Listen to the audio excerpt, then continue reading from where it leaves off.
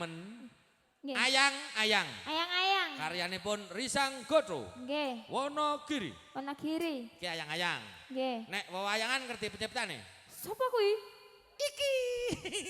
Pak Bu napa ngertos lagu wewayangan? Mboten. Mboten.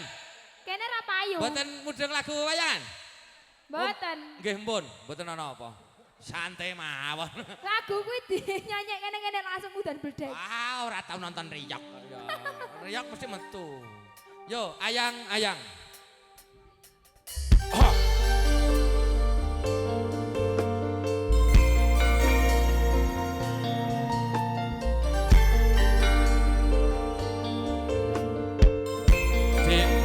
Iya, Mas. Nyanyi yuk. Terasa hati kau segiting liar anjawa aku kowe langsung tresna. Nimas wayu tak jaluk ojo seleh katresnan pancene tresno kuwi akeh tak coba.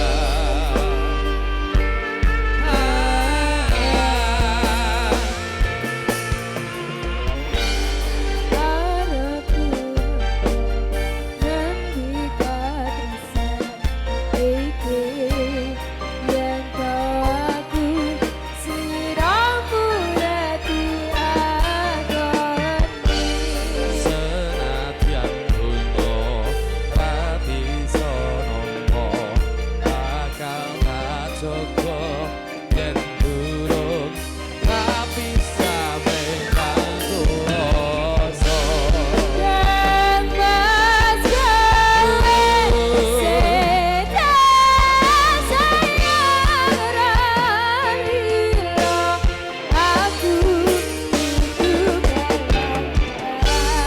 Ini mas bos kadeng dong aku siji tresno iki abadi dewa-dewa ning asmara duwata ati kula angkat kula aku tresno tenan kendat saling coba tak rewangi tak pateni laire tresno kang suci kasunyatan cipta aku sliramu bisa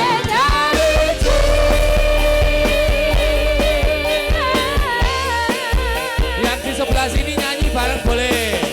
Ibu-ibu kira-kira. Nah, ibu sing elo. nyanyi Bu. Kamu Malu. ibunya biasanya goyangannya mau.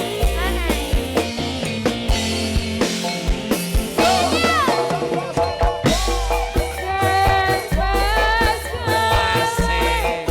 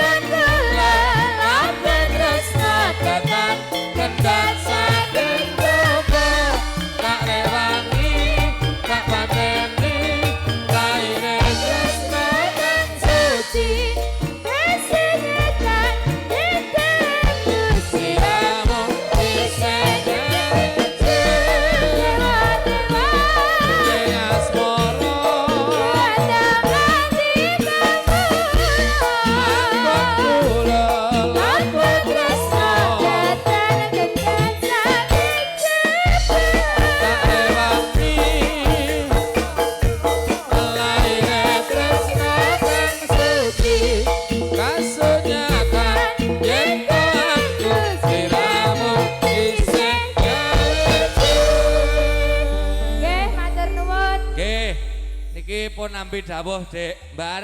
Nggih. Iki dawuhipun menawa pengantin sampun rampung tahe sampat donya gumanti busana tumuli badhe kakanthi manjing lumebeting sasana pahargyan suba manggala ugi wis keparang samapta kanthi badhe sowanipun para ingkang kapiji kusuk aja mbok griming kanthi sowanipun sang suba manggala Napa? tumuli keparang badhe manjing sasana sik tak mikir lar nyandra lho arep nyangging lho Risang pinargya anggenipun kepareng sowan kebanan pramila mampir nggen tukang tambal ban.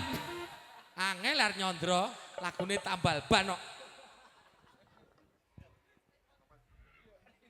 Ayo Mas.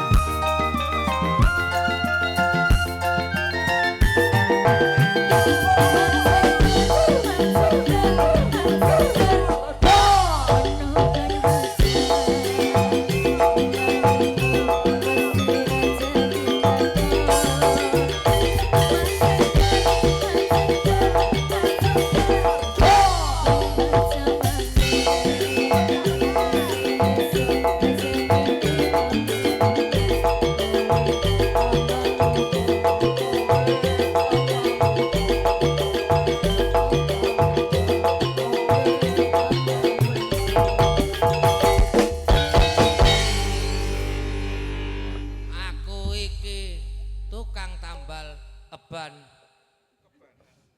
Nah, panganten tumuli keparang kakandhi minggah dhateng sasana pakajangan. Tumuli badhe sang Suba Manggala entuk kacamata ireng kok endi lah. Sangu. Oh, alah le ngutil. Entuke kacamata le ngutil. Nggih, sagung tamu putri kakung ingkang winanto ing pakurmatan nglajengaken lampahing tata upacara ingkang ngrinake dening para kadang kulawarga menggih langan beksan Bambangan Cakil ingkang tumuli kepareng katur wonten sapanjenengan pramila maligi katur dhateng ingkang kapijing gati kepareng samapta ing gati sawega ing karya nyuwun pangapunten dumateng kadang-kadang putri Dumas Pagrayu Pagur Bagus bilih saged pindah mrika rumiyin sebab mrika manggih kagem jengklekan Cakil kalih Janaka nek ra dibenake ruwet mesake Cakile kesrimpet. Para budhen para pinisepuh ingkang ranting pangurmatan tumuli keparang badhe tumapak langan beksan Bambangan Cakil sumuga dipun.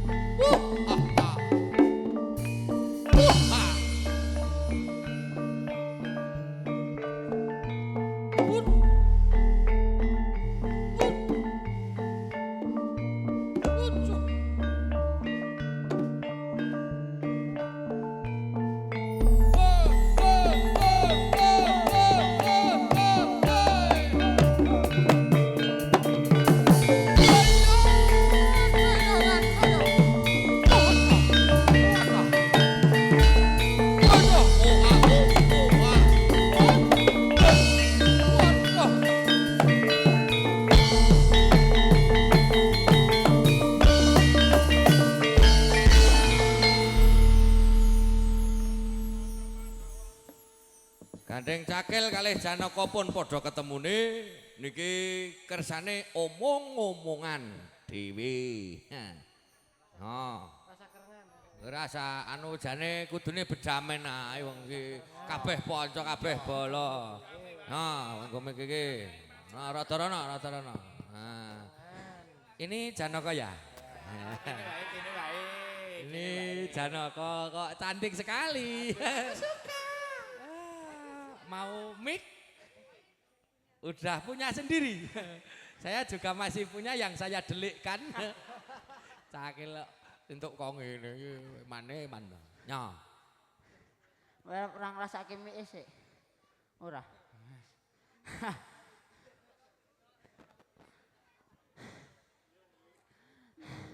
Ngapunten nggih, Pak. Sekule nang medal sepeda malih nggih. Niki rekane bablas nang tak ambekan sik. Ngos-ngosan, Pak. Pak. Ganteng mon to, Pak. Mbak nganten, Mas nganten. Selamat berbahagia. Lanjut ngombe sik, Pak. Ngombe ya. Ono. Ngombe karepmu ora karepmu. Ayo kita njaluk tehmu kita yo lah. Iya. Ada angin. Aja gedang kuwi lho. Nyo iki nyo. Oh, ngombenya langsung dari sumbernya. Wah, lah jahitan. Lah jan pandhe lho tenan. Yo lah to. Ya apik malah penak kuwi rasa nyopo tuntu. Ada apa? Apik lho kuwi. Ndang gage. Ayo edan. Ayo ora yae. Ayo anu ngene. Kowe mangap. Ayo ayo. Agak. Suntak yo dhuwur. Iki nyantang ki, Lik. Ora apa-apa lah anggap ae iki mau anu ngobati sariawan. Dam nggih. Nggih. Wes angel. Untu sing dhuwur copoten sisan. Untu iso dawane ra mum. Nah.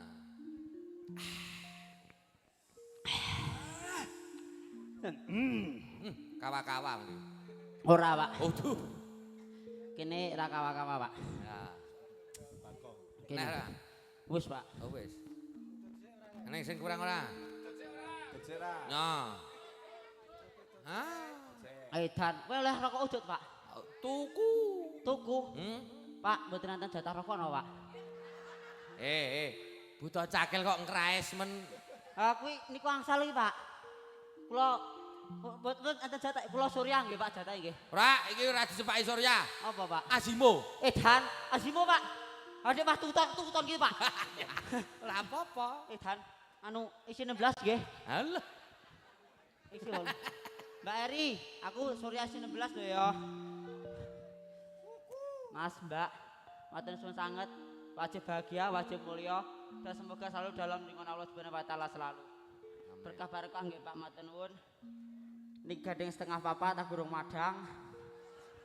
Salah ora madang sik. Burung metu. Mula kok Cakile rada ora patek engkres kaya biasane. Engkres, Pak. Iki nganu lunyu kelasane, Pak. Nah. Tantang-tantangan ora seneng lunyu Dan. Bar gelap jambu dhewe. Burung adus sama. Danyake Lek. Pak Ade kita yo lah. Lah gogok ngono. Lah jan pandhe lho tenan. Ayo danyake. Ayo. Perang, Dik. Ayo tantang-tantangan sik no. Yo. Arep perang kok langsung gabrus kira ya apik. Pemanasan sih no. Yo. Abimanyu. Iya. Kae macoke lho. Weh lah talah. Iki ora satria lemah kok ana kene sapa kok bakal. Sik. Kowe iki Cakil kok ngendi? Anu kok tabelan. Kok tabelan ya logate tabelan no. Ya. Tantang-tantangan cara logat Cakil tabelan. Ya. Yo lah to. Aja ngono ki, Pak. Lah jan pandhe lho tenan iki. Iki ora satria lemah kok kene jegi-jegi nang kene iki to. Yo lah. Ali iki sapa iki? Ngono ki, Pak. Apik lho, apik. Edan. Apik. Terusno. Yo. Terusno. Disauri gandeng Janakane wong kutha ya wis semaur halus kaya Janaka pada umumnya. Ayo. Buta. Ayo. Buta. Nun. Aja. Ora saisen. Isen barang. Iki nang panggung. Agi iki jano kok antek isin aku isin aku isin. Kene lho Kak, tenang ae Kak, kene Kak. Tenang, ada si Om. Iki mau Oh nek iki macem-macem lho. Ini ya kuwi. kuwi bocah tuwa nakal. Buta ayo. Ayo. Fokus. Aja gagas gurem ceceker. Yo. Buta. Pak. Hei, Pak Kom. Ya Allah. Suarane ya Allah. kowe iki do meneng sik. Jan kok ora fokus. Suarane anu. Yo. Ngene ae. Iki teko pasrah jenengan mawon. Wah edan, jan kok iso grogi lho. Ora iso berkata-kata. Iya, wis ora apa-apa. Ya Mbak Eri rasah nyawer. Enggak apa-apa saya. Ora usah nyawer, engko sangune tambahi wae. Ayo rene sih ndak nyawer. Ama aja rene iki to. Rene yo. Engko ae. Jajaye. Engko ae isa ini. Ya. Wes. Buta ajeng gelut karepe mboten nggih pun kersane. Nah, gelut karepmu ora karepmu. Kowe kok munyuk. Oh, cakil kok nggo kacamata. Nah. Lakon apa iki? Tatap petang kemunduk supir ku anakmu, Gus.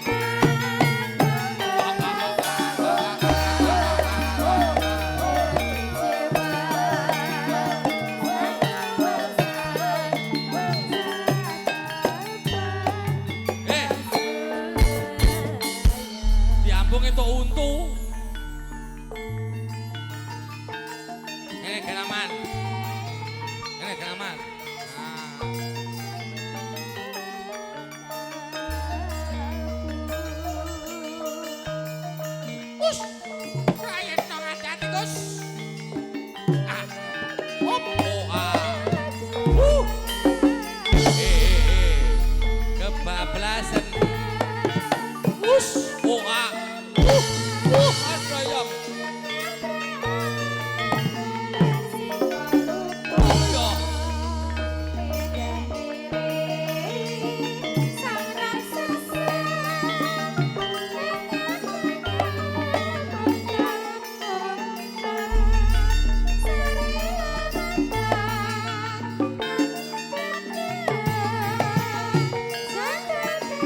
Oh ah. Us.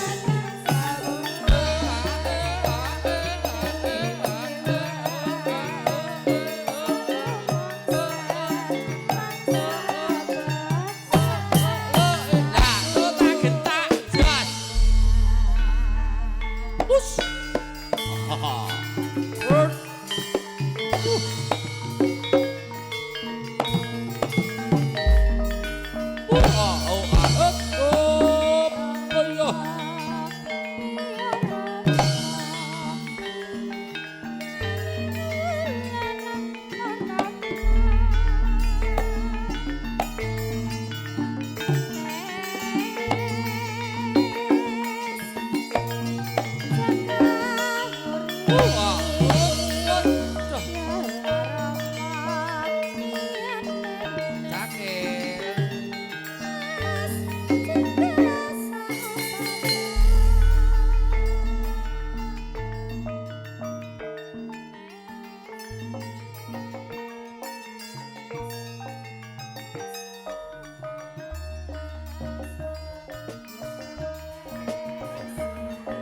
Ora kuat.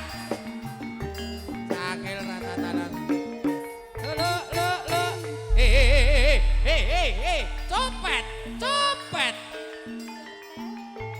Cakil kok kira copet lho.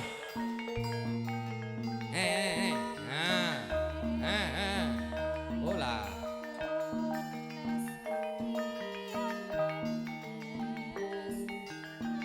Push.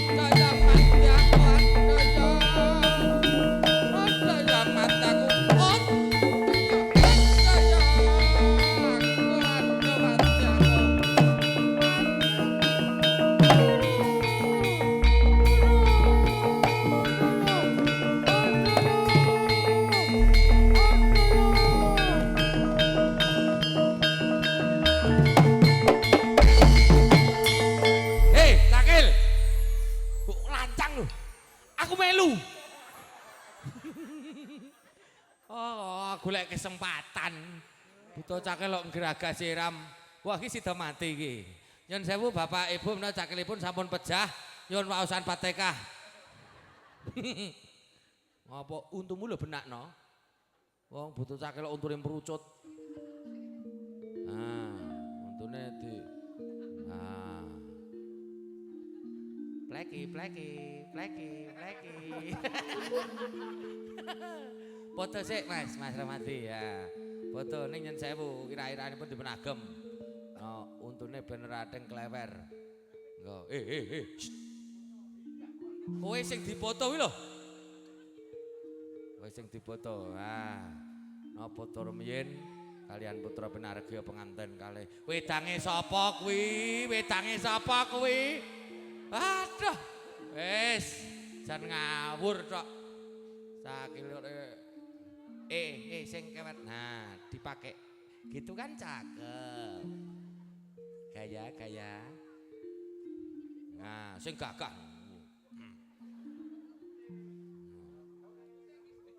Welatalah. Nah. Gaya bebas. Ada. Iki Pak kok ya manut men dadi pernah karo cakil. Nah, matur sembah nuwun Mas Rahmadi, Mbak Rika. Oh nggih, nah setunggal jepretan malih kalian penganten. Mas manten Mbak manten foto formal sik. Nah, formal rumiyin.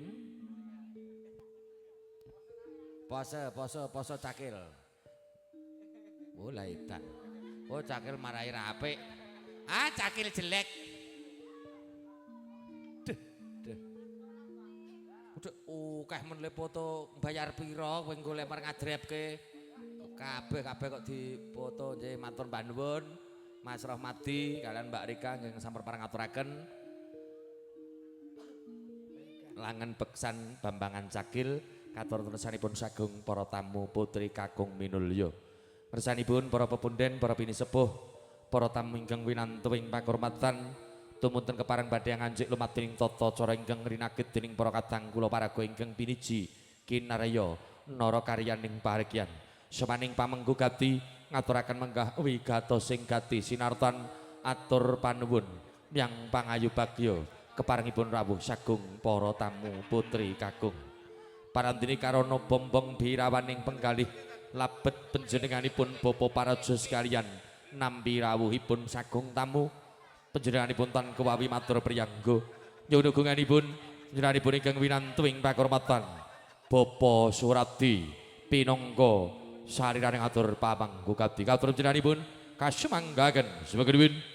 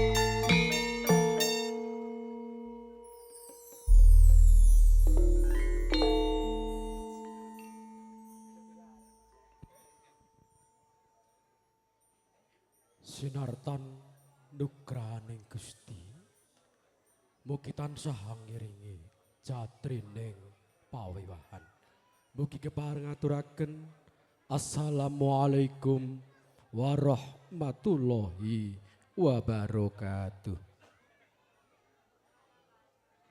Midhing tias ringkam mardikan lumintuning budyaswara saking ngarsanipun Gusti ingkang maha kelas kelawan maha asih ingkang tansah ambabar daya pangaribawa ingkang awujud kasarasan kabagyan menapa dene kamulyan tinampi panjenengan sedaya menapa dene kula temah rahayu rahayu ingkang sami pinanggih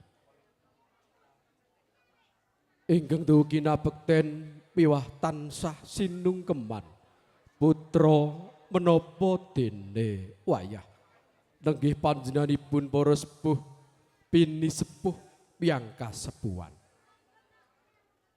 ingkang dugi kinabekten panjenenganipun para alim para ulama ingkang tansah hambabar piwulang suci pitutur luhur ing sampun sinerat ing pustaka suci minangka marganing kasutapan jati ingkang tansah netepi darmaning pepuji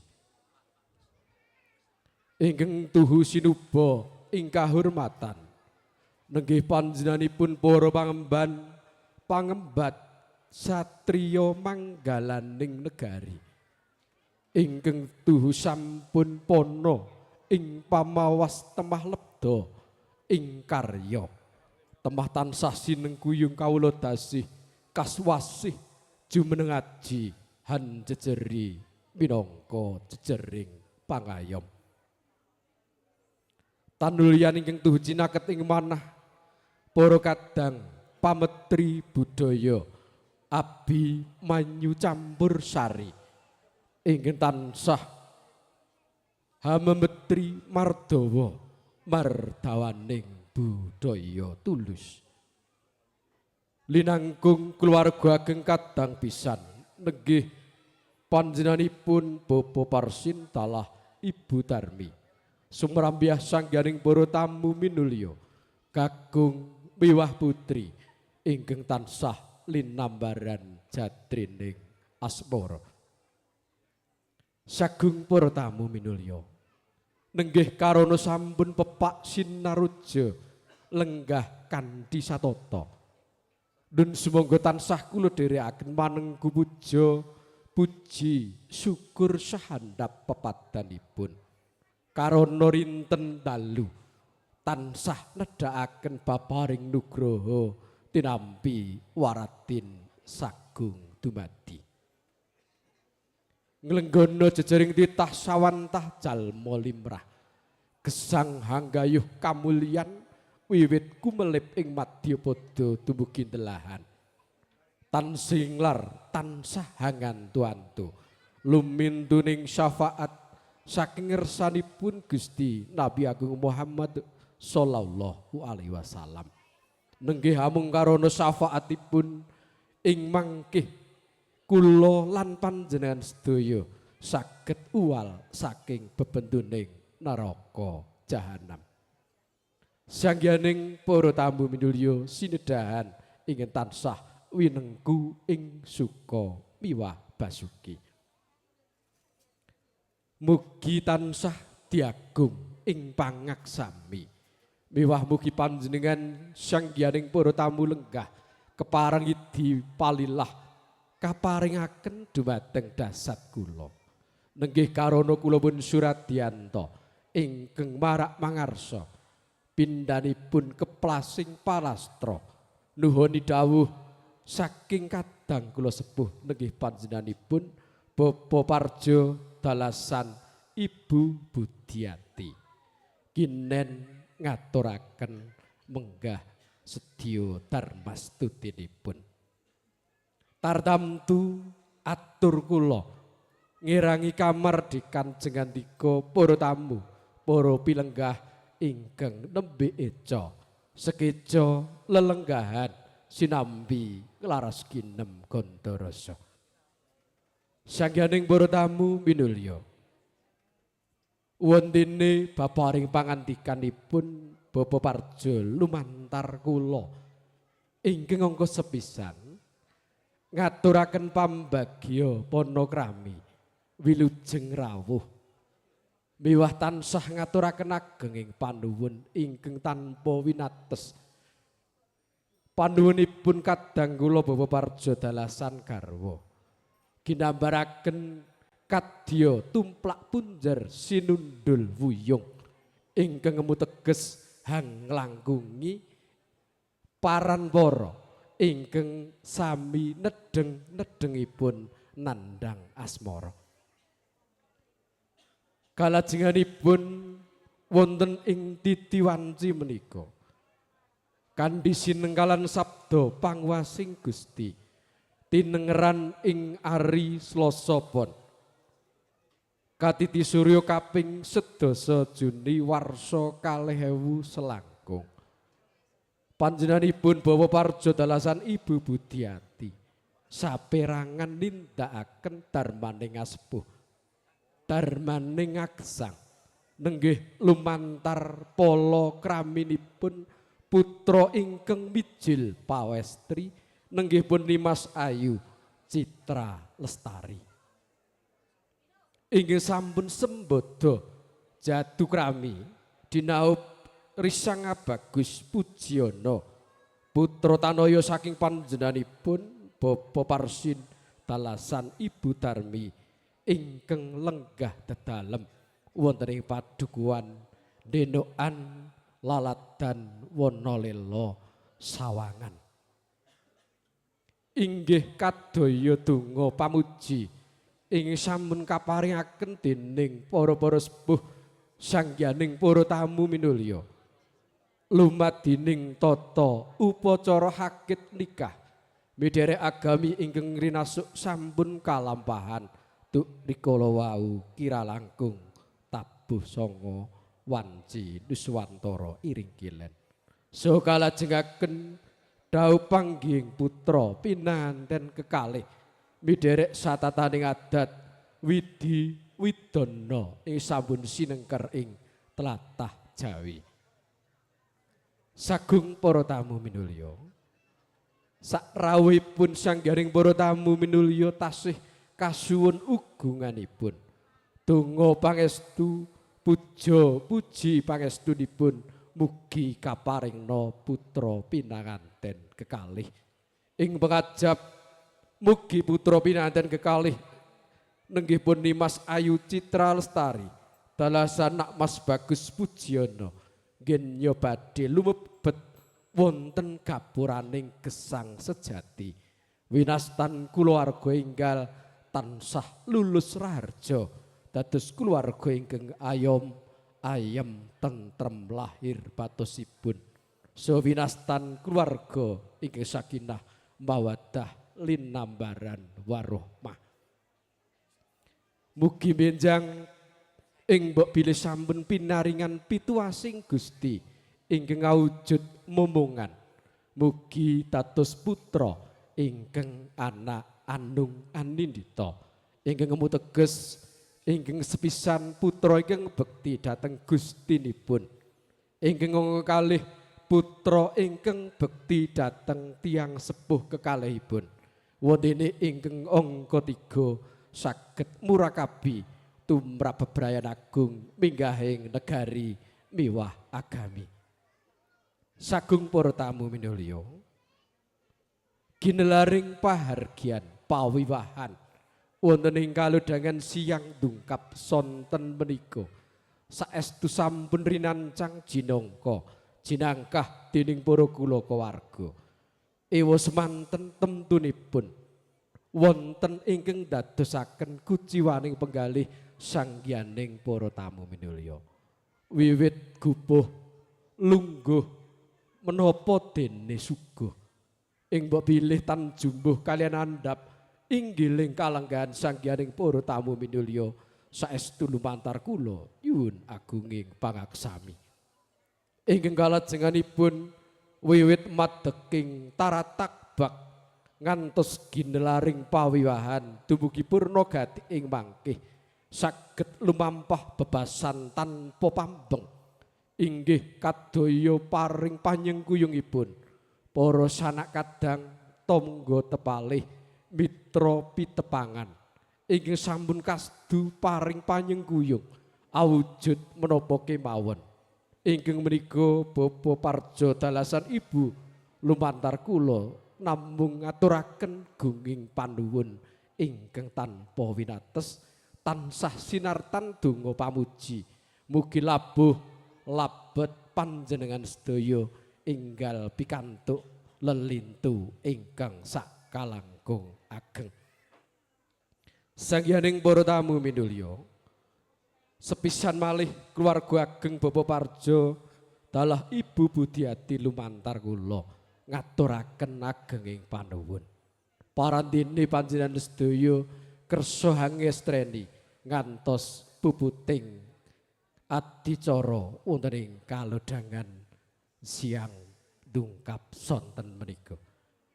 Kadi mekaten lan semanten atur kula ingkang menika bilih wonten kiranging parama sastra basa miwah sanes-sanesipun nglenggono kula namung budidayaning manungsa ingkang tebih saking kang sampurnan. Mugi sanggianing para tamu minulya kersa bedah tambah ing samudra pangaksami sinempyana ing dasat kula.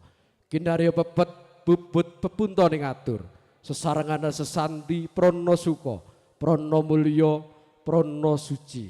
Mugi risang binargya pinanggih katresnan ingkang sejati. Billahi taufik wal hidayah wa ridho wal inayah. Wassalamualaikum warahmatullahi wabarakatuh.